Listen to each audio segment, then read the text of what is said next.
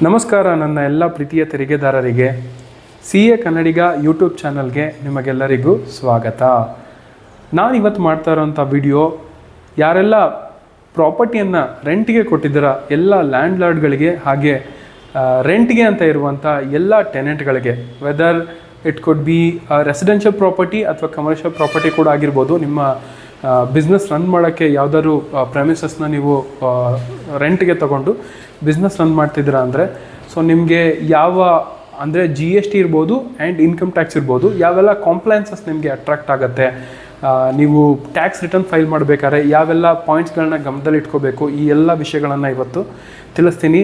ವಿಡಿಯೋನ ತಪ್ಪದೆ ಕೊನೆವರೆಗೂ ನೋಡಿ, ಪೂರ್ತಿ ಮಾಹಿತಿ ಸಿಗುತ್ತೆ. ಹಾಗೆ ಯಾರೆಲ್ಲ ಇನ್ನೂ ನನ್ನ ಚಾನಲ್ನ ಸಬ್ಸ್ಕ್ರೈಬ್ ಮಾಡಿಲ್ಲ, ಪ್ಲೀಸ್ ಸಬ್ಸ್ಕ್ರೈಬ್ ಮಾಡಿ. ವಿಡಿಯೋ ಇಷ್ಟ ಆದರೆ ಲೈಕ್ ಮಾಡಿ, ಕಮೆಂಟ್ ಮಾಡಿ, ಶೇರ್ ಮಾಡಿ.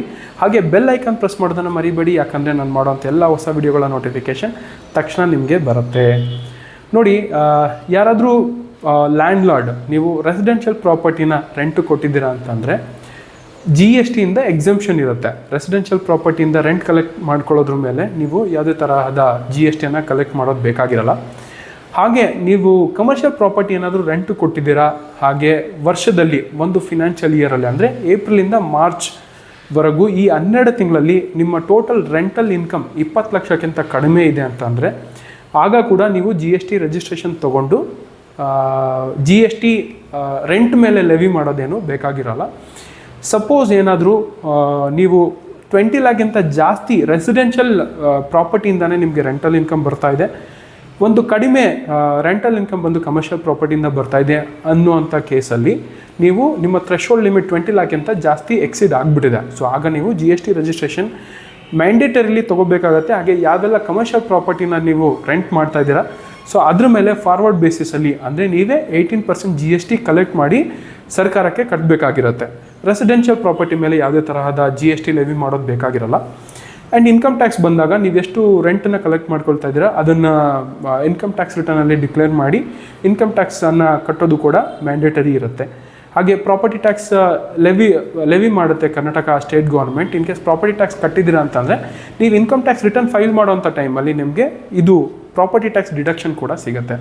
ಹಾಗೆ ಟೆನೆಂಟ್ ಅಂತ ಬಂದಾಗ ಯಾರೆಲ್ಲ ರೆಸಿಡೆನ್ಷಿಯಲ್ ಪ್ರಾಪರ್ಟಿ ರೆಂಟಿಗೆ ತೊಗೊಂಡು ವಾಸ ಮಾಡ್ತಾ ಇದ್ದೀರಾ, ಅದರಲ್ಲಿ ಯಾರೆಲ್ಲ ಸ್ಯಾಲ್ರಿಡ್ ಇಂಡಿವಿಜುವಲ್ ಇದ್ದೀರಾ, ನೀವೇನಾದರೂ ರೆಂಟ್ ಕಟ್ತಾ ಇದ್ದರೆ ಓಲ್ಡ್ ಇನ್ಕಮ್ ಟ್ಯಾಕ್ಸ್ ರೆಜಿಮಲ್ಲಿ ನಿಮಗೆ house rental allowance exemption claim ಮಾಡೋಕ್ಕೆ ನಿಮಗೆ ಅವಕಾಶ ಇರುತ್ತೆ.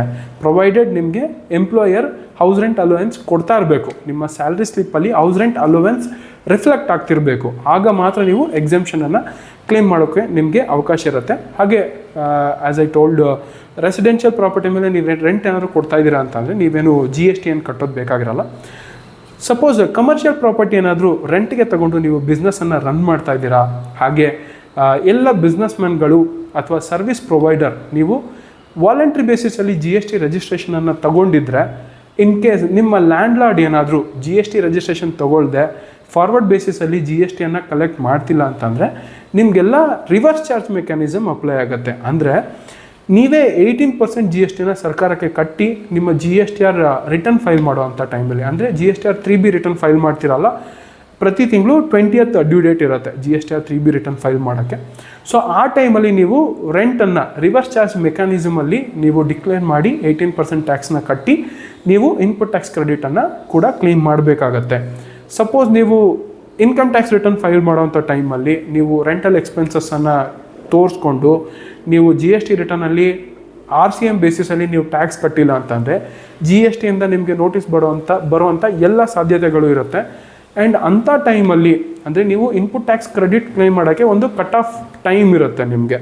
ಸೊ ಆ ಕಟ್ ಆಫ್ ಟೈಮ್ ಮುಗಿದ ಮೇಲೆ ಏನಾದರೂ ನಿಮಗೆ ನೋಟಿಸ್ ಬಂದು ನಿಮಗೆ RCM ಕಟ್ಟಿ ಅಂತ ಡಿಪಾರ್ಟ್ಮೆಂಟ್ ಕೇಳಿದ್ರೆ ನಿಮ್ಮ ಹತ್ರ RCM ಅಂದರೆ ರಿವರ್ಸ್ ಚಾರ್ಜ್ ಮೆಕ್ಯಾನಿಸಮಲ್ಲಿ GSTಯನ್ನು ರಿಕವರಿ ಮಾಡ್ತಾರೆ, ಬಟ್ ನಿಮ್ಗೆ ಯಾವುದೇ ತರಹದ ಇನ್ಪುಟ್ ಟ್ಯಾಕ್ಸ್ ಕ್ರೆಡಿಟ್ ಕೊಡಲ್ಲ. ಇದು ಒಂದು ಇಂಪಾರ್ಟೆಂಟ್ ವಿಷಯ. ಎಲ್ಲ ಡೀಲರ್ಗಳು, ಎಲ್ಲ GST ಡೀಲರ್ಗಳು ಗಮನದಲ್ಲಿ ಇಟ್ಕೊಬೇಕಾಗತ್ತೆ. ಹಾಗೆ ಯಾರೆಲ್ಲ GST ರಿಜಿಸ್ಟ್ರೇಷನ್ ತೊಗೊಳ್ದೆ ಬಿಸ್ನೆಸ್ ಅಥವಾ ಬಿಸ್ನೆಸ್ ರನ್ ಮಾಡ್ತಾ ಇದ್ದೀರಾ ಅಥವಾ ಸರ್ವಿಸ್ ಪ್ರೊವೈಡರ್ ಇದ್ದರೆ ನಿಮಗೆ RCM ಪ್ರಾವಿಷನ್ ಏನೂ ಅಪ್ಲೈ ಆಗಲ್ಲ. ಇನ್ ಕೇಸ್ ಏನಾದರೂ ಲ್ಯಾಂಡ್ಲಾರ್ಡ್ ರಿಜಿಸ್ಟರ್ಡ್ ಡೀಲರ್ ಆಗಿದ್ದು ಕಮರ್ಷಿಯಲ್ ಪ್ರಾಪರ್ಟಿ ಲೆಟ್ಔಟ್ ಮಾಡಿದ್ದಾರೆ ಅಂದರೆ ಫಾರ್ವರ್ಡ್ ಬೇಸಿಸಲ್ಲಿ ರೆಂಟನ್ನು ಕಲೆಕ್ಟ್ ಮಾಡ್ಕೊಳ್ಬೋದು. ಅನ್ರಿಜಿಸ್ಟರ್ಡ್ ಡೀಲರ್ಗಳಿಗೆ, ಅಂದರೆ URD ಅಂತ ಡೀಲರ್ ಅಂತ ಕೂಡ ಕರಿತೀವಿ. ಅನ್ರಿಜಿಸ್ಟರ್ಡ್ ಡೀಲರ್ ಯಾರ್ಯಾರಿದ್ದಾರೆ, GST ರಿಜಿಸ್ಟ್ರೇಷನ್ ತೊಗೊಳ್ದೆ ಬಟ್ ರೆಂಟ್ ಮೇಲೆ GST ಕಟ್ತಾ ಇದ್ದೀರಾ, ನಿಮಗೆ ಯಾವುದೇ ಥರ GST ರೀಫಂಡ್ ತೊಗೊಳಕ್ಕೆ ಪಾಸಿಬಿಲಿಟೀಸ್ ಇಲ್ಲ. ಸೊ ಈ ವಿಷಯವಾಗಿ ನಿಮ್ಗೆ ಏನಾದರೂ ಕ್ವೆಶನ್ಸ್ ಕೇಳೋದಿದೆ ಅಥವಾ ಏನಾದರೂ ನಿಮ್ಮದೇ ಆದಂಥ ಪರ್ಸ್ನಲ್ ಕ್ವೆರೀಸ್ ಇದೆ ಅಂತಾನೆ ನೀವು ಕಮೆಂಟ್ ಬಾಕ್ಸಲ್ಲಿ ಮೆನ್ಷನ್ ಮಾಡ್ಬೋದು.